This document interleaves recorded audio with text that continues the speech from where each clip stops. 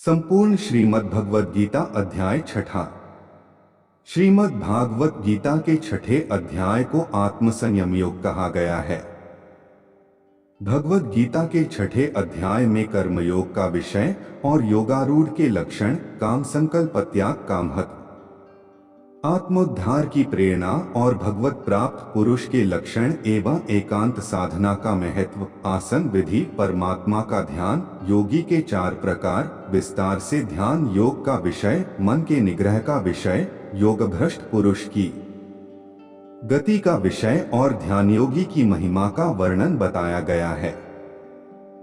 श्री भगवानुवाच अनाश्रितः कर्मफलम कार्य कर्म करोति यः स सन्यासी च योगी च न निरग्निर्न चाक्रियः। भावार्थ, श्री भगवान बोले, जो पुरुष कर्मफल का आश्रय न लेकर करने योग्य कर्म करता है वह सन्यासी तथा योगी है, और केवल अग्नि का त्याग करने वाला सन्यासी नहीं है तथा केवल क्रियाओं का त्याग करने वाला योगी नहीं है।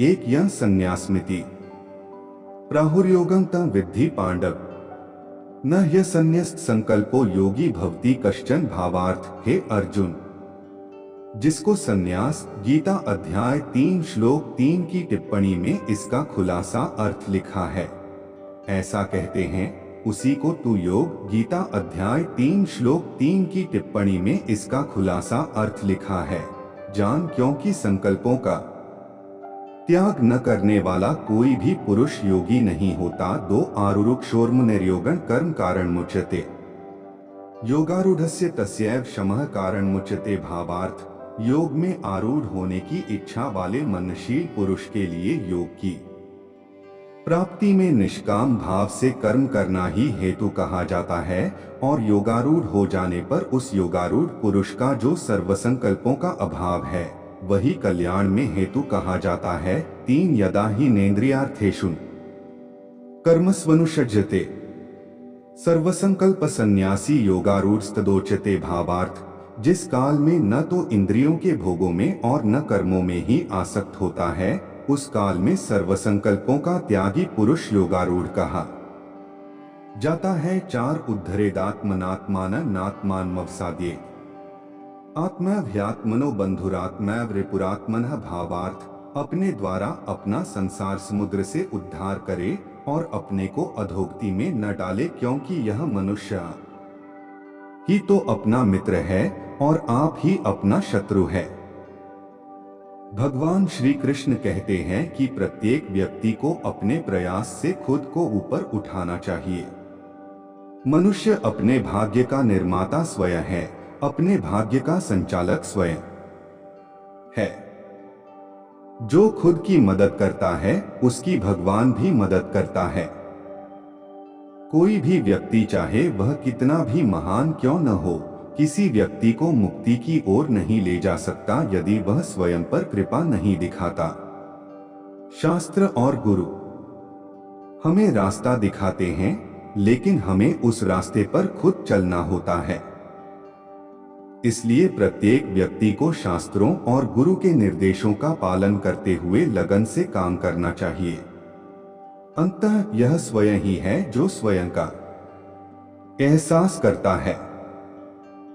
जब हम आध्यात्मिक विकास के पथ पर उलटफेर झेलते हैं तो हम शिकायत करते हैं कि दूसरों ने हमारे लिए विनाश किया है और वे हमारे दुश्मन हैं। हालांकि हमारा सबसे बड़ा दुश्मन हमारा अपना दिमाग है। यह तोड़फोड़ करने वाला है जो पूर्णता की हमारी आकांक्षाओं को विफल करता है। श्री कृष्ण कहते हैं कि एक ओर आत्मा के सबसे बड़े परोपकारी के रूप में मन में हमें सबसे अधिक लाभ देने की क्षमता है, दूसरी ओर हमारे सबसे बड़े प्रतिद्वंद्वी के रूप में इसमें अधिकतम नुकसान पहुंचाने की भी क्षमता है। 5 बंधुरात्मात्मनस्तस्य येनात्मैवात्मना जितः अनात्मनस्तु शत्रुत्वे वर्तेतात्मैव शत्रुवत्। भावार्थ, जिस जीवात्मा द्वारा मन और इंद्रियों सहित शरीर जीता हुआ है उस जीवात्मा का तो वह आप ही मित्र है, और जिसके द्वारा मन तथा इंद्रियों सहित शरीर नहीं जीता गया है उसके लिए वह आप ही शत्रु के सदृश शत्रुता में बरतता है। हम अपनी विचार शक्ति और ऊर्जा का एक बड़ा हिस्सा उन लोगों से लड़ने में बर्बाद कर देते हैं जिन्हें हम दुश्मन मानते हैं। वैदिक शास्त्र कहते हैं कि सबसे बड़े दुश्मन काम, क्रोध, लालच, ईर्ष्या, भ्रम आदि हमारे अपने मन में रहते हैं। ये आंतरिक शत्रु बाहरी शत्रुओं से भी अधिक खतरनाक हैं। बाहरी राक्षस हमें कुछ समय के लिए घायल कर सकते हैं, लेकिन हमारे मन के भीतर बैठे राक्षस हमें निरंतर दुर्गति में जीने की शक्ति रखते हैं। वश में किया हुआ और नियंत्रण में रखा हुआ मन ही व्यक्ति को शाश्वत शांति की ओर ले जाने वाला सबसे बड़ा मित्र है। फिर भी वासना और लालच से भरा अशांत मन विनाश की ओर ले जाता है। इसलिए आध्यात्मिक प्रगति के लिए मन पर नियंत्रण आवश्यक है। इस संदर्भ में आत्मा शब्द इंद्रियों और शारीरिक अंगों सहित मन को संदर्भित करता है। क्षय जितात्मनः प्रशांतस्य परमात्मा समाहितः।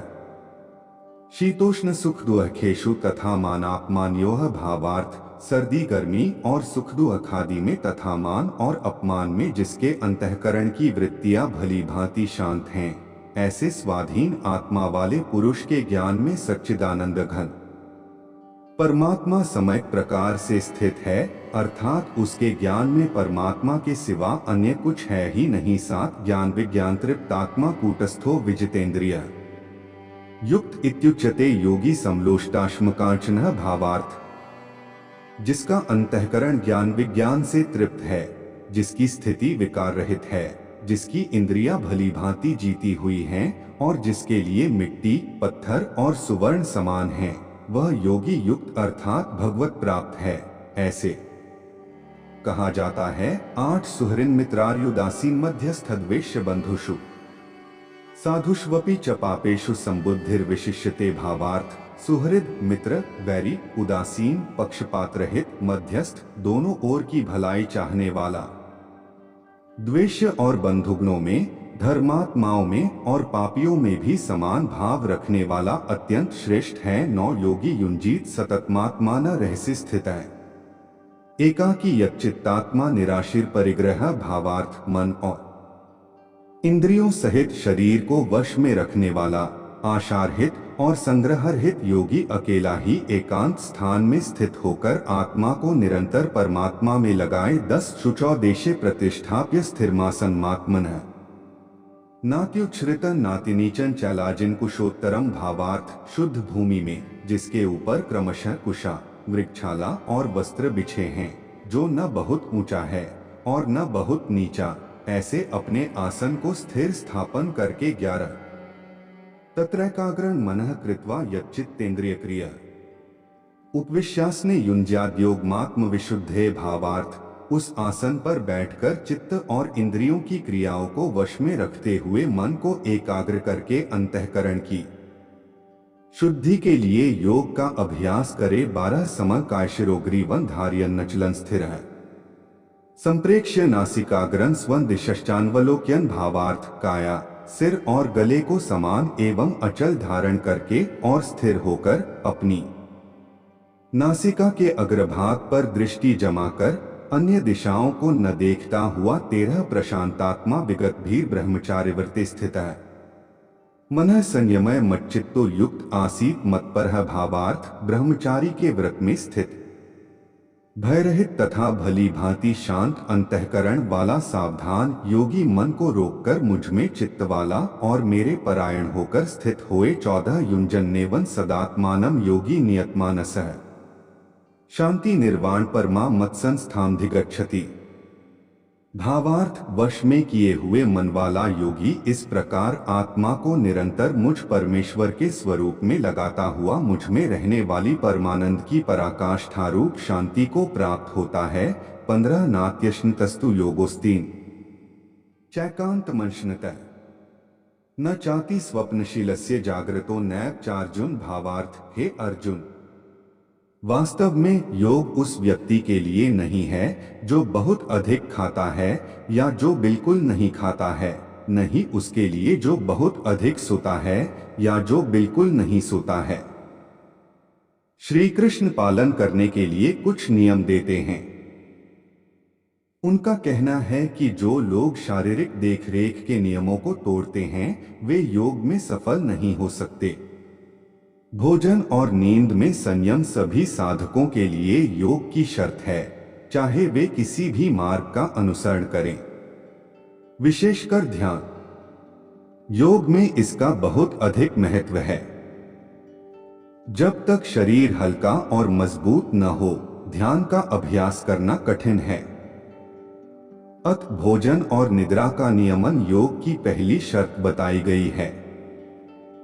यदि शरीर को नियंत्रित नहीं किया गया तो यह स्वयं आध्यात्मिक प्राप्ति में मुख्य बाधा है। दर्द से ग्रस्त एक रुग्ण शरीर मन को अपने और अपनी पीड़ा से बांध लेता है और उसे विचार और ध्यान के स्तर तक उठने नहीं देता है। नींद में संयम का भी बहुत महत्व है। बहुत अधिक नींद तमस उत्पन्न करती है और मनुष्य की सभी आसुरी शक्तियां उस अवस्था में मुक्त खेल पाती हैं।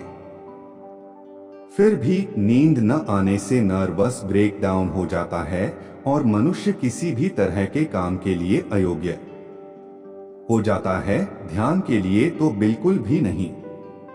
16 युक्ताहार विहारस्य युक्त चेष्टस्य कर्मसु युक्त स्वप्नावबोधस्य योगो भवति दुहखा। भावार्थ दुहकों का नाश करने वाला योग तो यथायोग्य आहार विहार करने वाले का, कर्मों में यथायोग्य चेष्टा करने वाले का और यथायोग्य सुने तथा जागने वाले का ही सिद्ध होता है। 17 यदा विनेतन चित्तमात्मन्यवावतिष्ठते निःस्पृहः सर्वकामेभ्यो युक्त इत्युच्यते तदा भावार्थ। अत्यंत वश में किया हुआ चित्त जिस काल में परमात्मा में ही भली भांति स्थित हो जाता है, उस काल में संपूर्ण भोगों से स्पृहारहित पुरुष योगयुक्त है। ऐसा कहा जाता है। 18 यथा दीपो निवातस्थो नेंगते सोपमा स्मृता योगिनो यच्चित्तस्य युञ्जतो योगमात्मनः। भावार्थ जिस प्रकार वायुरहित स्थान में स्थित दीपक चलायमान नहीं होता, वैसी ही उपमा परमात्मा के ध्यान में लगे हुए योगी के जीते हुए चित्त की कही गई है। 19 यत्रोपरमते चित्त निरुद्ध योग सेव्या यत्र चैवात्मनात्मान पश्यन्नात्मनि तुष्यति। भावार्थ योग के अभ्यास से निरुद्ध चित्त जिस अवस्था में उपराम हो जाता है और जिस अवस्था में परमात्मा के ध्यान से शुद्ध हुई सूक्ष्म बुद्धि द्वारा परमात्मा को साक्षात करता हुआ सच्चिदानंद घन परमात्मा में ही संतुष्ट रहता है। 20 सुखमात्यंतिकं यत्तद् बुद्धिग्राह्यं तीन्द्रियं व्यक्ति यत्र न चैवायं स्थितश्चलति। तत्वतः भावार्थ इंद्रियों से अतीत केवल शुद्ध हुई सूक्ष्म बुद्धि द्वारा ग्रहण करने योग्य जो अनंत आनंद है, उसको जिस अवस्था में अनुभव करता है और जिस अवस्था में स्थित यह योगी परमात्मा के स्वरूप से विचलित होता ही नहीं। 21 यं लब्ध्वा चापरं लाभं मन्यते नाधिकंततः यस्मिन् स्थितो न दुहखेन गुरुनापि विचाल्यते। भावार्थ परमात्मा की प्राप्ति रूप जिस लाभ को प्राप्त होकर उसे अधिक दूसरा कुछ भी लाभ नहीं मानता और परमात्मा प्राप्ति रूप जिस अवस्था में स्थित योगी बड़े भारी दुहक से भी चलायमान नहीं होता। 22 तम विद्यात् दुहक संयोग वियोगं योग संज्ञितम् सन्निश्चयेन योक्तव्यो योगो निर्विण्चेत्सा। भावार्थ जो दुहक रूप संसार के संयोग से रहित है तथा जिसका नाम योग है, उसको जानना चाहिए।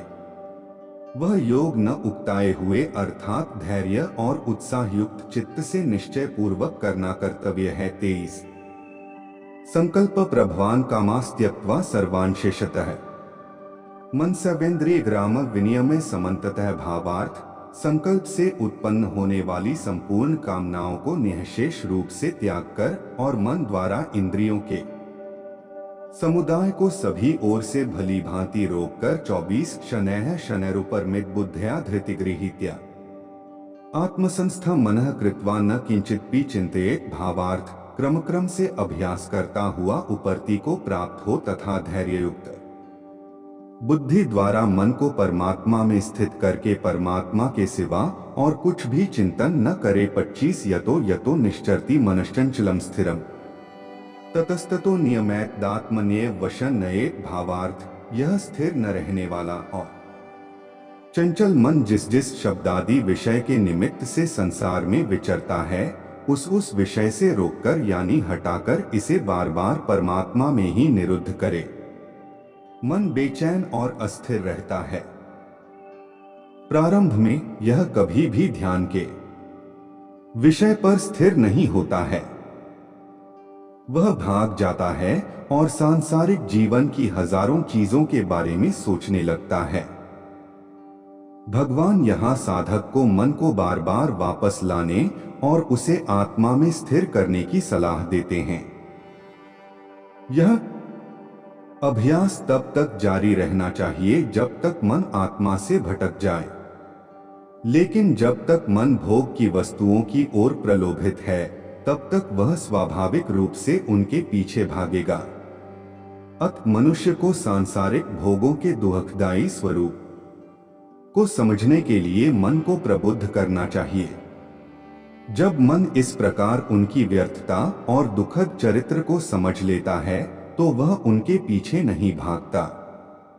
जैसे ही मन आत्मा में विश्राम करता है, वह शांति के उच्च आनंद का अनुभव करता है और फिर वह आत्मा से दूर नहीं भटकता।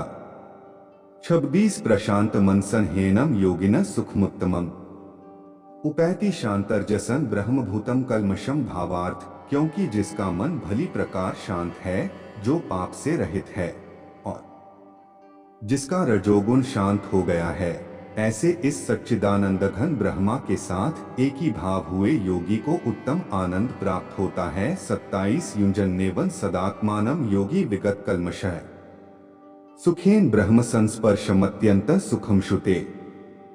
भावार्थ, वह पाप रहित योगी इस प्रकार निरंतर आत्मा को परमात्मा में लगाता हुआ सुखपूर्वक परब्रह्म परमात्मा की प्राप्ति रूप अनंत आनंद का अनुभव करता है। 28 सर्वभूतस्थमात्मानं सर्वभूतानि चात्मनि ईक्षते योगयुक्तात्मा सर्वत्र समदर्शनः। भावार्थ, सर्वव्यापी अनंत चेतन में एक ही भाव से स्थिति रूप योग से युक्त आत्मा वाला तथा सब में संभाव से देखने वाला योगी आत्मा को संपूर्ण भूतों में स्थित और संपूर्ण भूतों को आत्मा में कल्पित देखता है। 29 योमा पश्यति सर्वत्र सर्वं च मयि पश्यति तस्याह न प्रणश्यामि स च मे न प्रणश्यति। भावार्थ, जो पुरुष संपूर्ण भूतों में सबके आत्मरूप मुझ वासुदेव को ही व्यापक देखता है और संपूर्ण भूतों को मुझ वासुदेव के अंतर्गत देखता है, उसके लिए मैं अदृश्य नहीं होता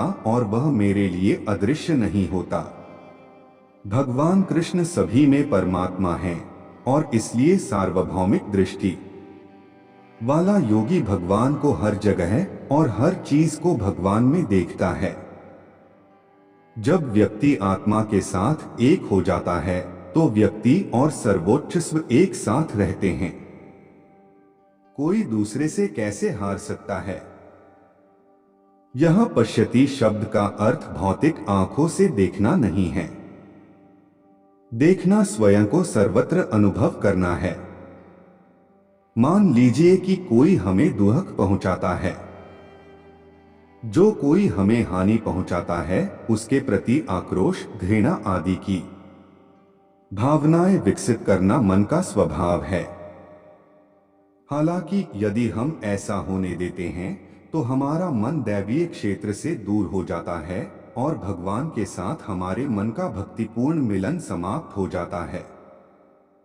इसके बजाय यदि हम उस व्यक्ति में परमेश्वर को बैठे हुए देखते हैं, तो हम सोचेंगे, भगवान इस व्यक्ति के माध्यम से मेरी परीक्षा ले रहे हैं। वह चाहता है कि मुझ में सहनशीलता का गुण बढ़े और इसीलिए वह इस व्यक्ति को मेरे साथ बुरा व्यवहार करने के लिए प्रेरित कर रहा है। 30 सर्वभूतस्थितं यो मां भजत्येकत्वमास्थितः सर्वथा वर्तमानोपि स योगी मयि वर्तते। भावार्थ, जो पुरुष एक ही भाव में स्थित होकर संपूर्ण भूतों में आत्मरूप से स्थित मुझ सच्चिदानंद घन वासुदेव को भजता है, वह योगी सब प्रकार से बरतता हुआ भी मुझ में ही बरतता है। 31 आत्मोपमेन सर्वत्र समपश्यति योर्जुन सुखं वा यदि वा दुःखं स योगी परमो मतः भावार्थ है। अर्जुन, जो योगी अपनी भांति संपूर्ण भूतों में सम देखता है और सुख अथवा दुख को भी सब में सम देखता है, वह योगी परम श्रेष्ठ माना गया है। भगवान श्री कृष्ण कहते हैं कि मुझे प्राप्त करने की इच्छा रखने वाले सभी मनुष्यों दूसरों से वैसा ही प्रेम करें जैसा आप स्वयं से करते हैं, दूसरों के लिए वैसा ही महसूस करें जैसा आप अपने लिए महसूस करते हैं। दया और करुणा से परिपूर्ण रहो और केवल तभी तुम मेरे साथ एक होगे। सब कुछ ब्रह्मा है का कोई अर्थ नहीं है यदि मनुष्य का हृदय दूसरों के दुखों और सुखों के प्रति बंद रहे। मनुष्य को दूसरों के साथ अपनी पहचान बनाने और उनके सुख दुख में भागीदार बनने में सक्षम होना चाहिए। सभी धर्मों में सिखाया गया मनुष्य का भाईचारा अच्छा है, लेकिन यहाँ सत्य का विस्तार समस्त सृष्टि को समाहित करने के लिए किया गया है। गीता और उपनिषद हर चीज में सर्वोच्च भगवान की उपस्थिति से पूरे ब्रह्मांड की एकता की घोषणा करते हैं। गीता की शिक्षाओं ने न केवल मनुष्य के बीच बल्कि मनुष्य और अन्य सभी प्राणियों के बीच की सभी बाधाओं को तोड़ दिया है। योगी को सर्वत्र एक ही आत्मा को देखना चाहिए। वह सर्वश्रेष्ठ योगियों में से एक हैं जिन्होंने ब्रह्मांड के प्रत्येक प्राणी के साथ यह घनिष्ठ संबंध अभेद प्राप्त कर लिया है।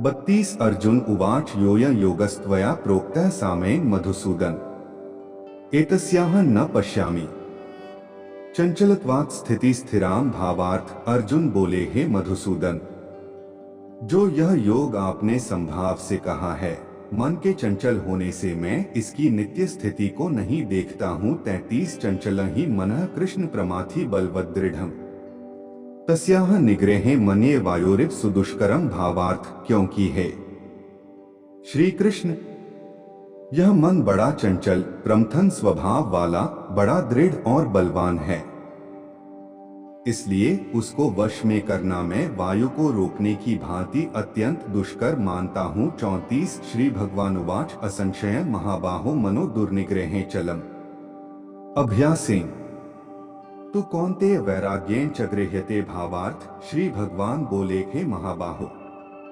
निःसंदेह मन चंचल और कठिनता से वश में होने वाला है, परंतु हे कुंती पुत्र अर्जुन, यह अभ्यास और वैराग्य से वश में किया जा सकता है।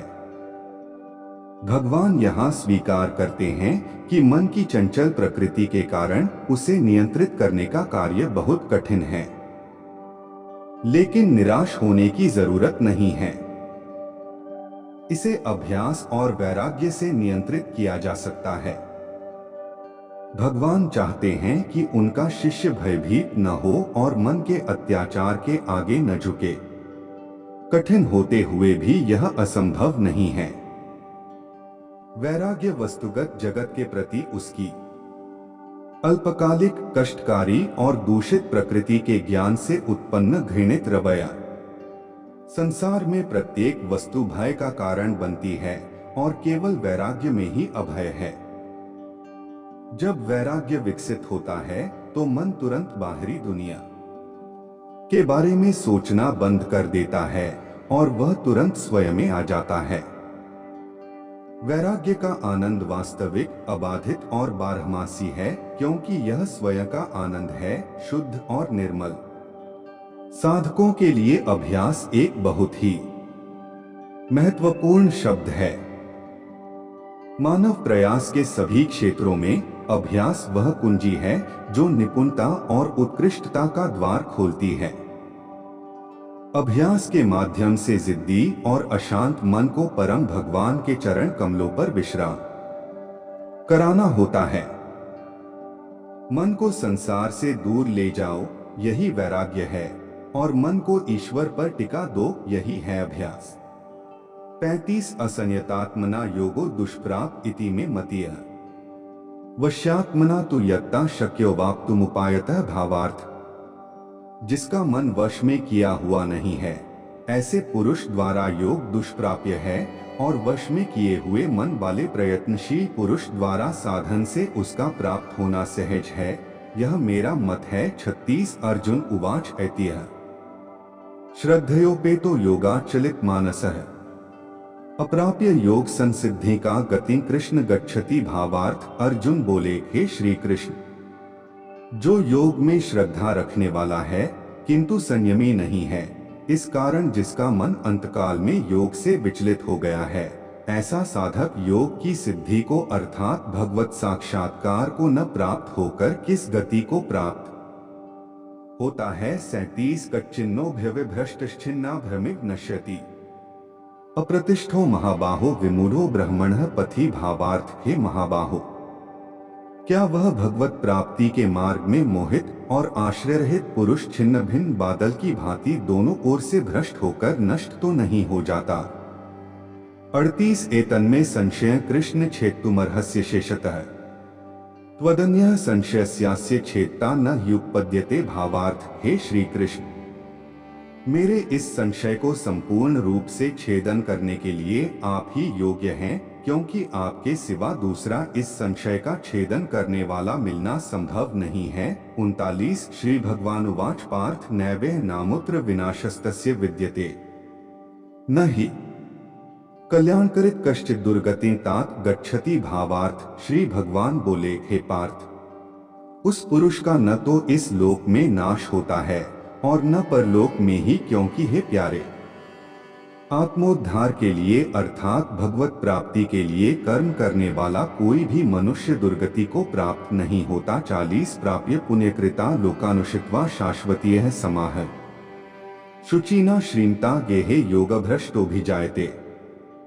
भावार्थ। योगभ्रष्ट पुरुष पुण्यवानों के लोकों को अर्थात स्वर्ग आदि उत्तम लोकों को प्राप्त होकर उनमें बहुत वर्षों तक निवास करके फिर शुद्ध आचरण वाले श्रीमान पुरुषों के घर में जन्म लेता है। 41 अथवा योगिना में कुले भवति धीनता एतद्धि दुर्लभतरम लोके जन्म यदीदृशम भावार्थ। अथवा वैराग्यवान पुरुष उन लोकों में न जाकर ज्ञानवान योगियों के ही कुल में जन्म लेता है, परंतु इस प्रकार का जो यह जन्म है सो संसार में निःसंदेह अत्यंत दुर्लभ है। 42 तत्र तम बुद्धि संयोगं लभते पौर्वदेहिकम यत्ते च ततो भूलः संसिद्धौ कुरुनंदन भावार्थ। वहां उस पहले शरीर में संग्रह किए हुए बुद्धि संयोग को अर्थात संबुद्धि रूप योग के संस्कारों को अनायास ही प्राप्त हो जाता है, और हे कुरुनंदन, उसके प्रभाव से वह फिर परमात्मा की प्राप्ति रूप सिद्धि के लिए पहले से भी बढ़कर प्रयत्न करता है।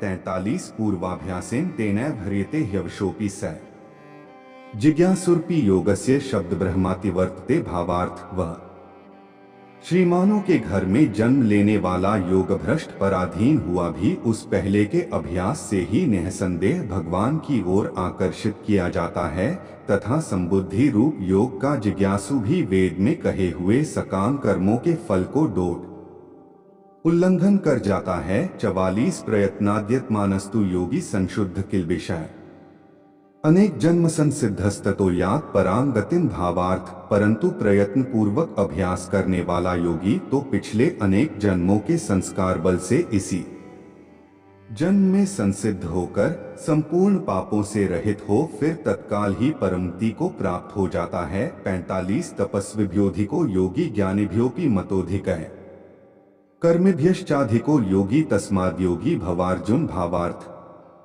योगी तपस्वियों से श्रेष्ठ है, शास्त्र ज्ञानियों से भी श्रेष्ठ माना गया है, और सकाम कर्म करने वालों से भी योगी श्रेष्ठ है।